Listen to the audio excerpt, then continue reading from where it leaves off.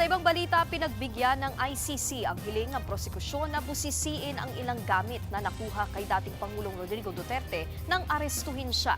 Ayon sa ICC, posible mapagkunan ito ng ebidensya para sa kaso ng dating Pangulo. Hindi na idinetalye kung anong partikular na mga gamit ito, pero kukunin ito mula sa pagkakatago ng ICC registry.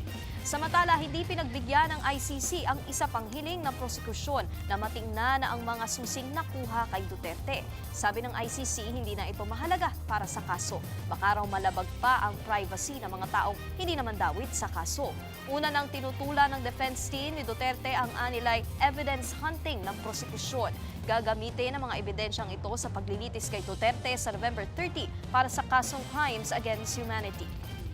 Mga kapatid, Nikki de Guzman po. Para sa pasada ng mga rumaratsyadang balita, mag-follow at mag-subscribe na sa social media pages ng News 5.